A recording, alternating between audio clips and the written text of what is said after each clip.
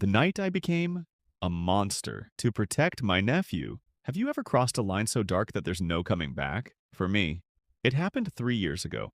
My 8-year-old nephew Toby showed up on my porch at 2 in the morning, shivering in the freezing rain. He was supposed to be at his foster home across town. I wrapped him in a heavy blanket and asked him what was wrong.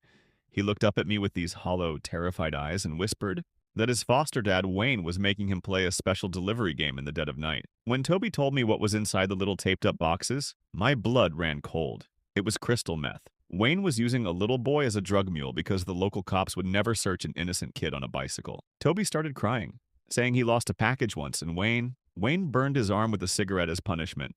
He rolled up his small sleeve, and I saw the fresh, blistered skin. I didn't bother calling the police. Wayne's older brother was the town's chief of police, and I knew they'd just sweep it under the rug. Instead, I called an old Marine buddy of mine named Silas.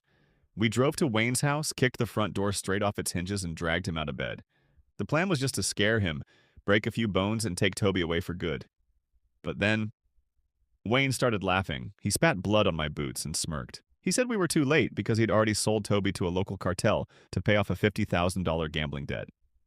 They were coming to pick the kid up the very next morning. I completely lost my mind. I didn't even realize I was swinging the heavy iron crowbar until Silas physically tackled me to the hardwood floor. Wayne wasn't breathing anymore. I sat there hyperventilating, realizing I was going to prison, and Toby would be thrown right back into the system. But Silas? He just grabbed the bloody crowbar and gave a slight smile. He looked at me, completely calm, and said, "I've been missing the food on the inside anyway, brother.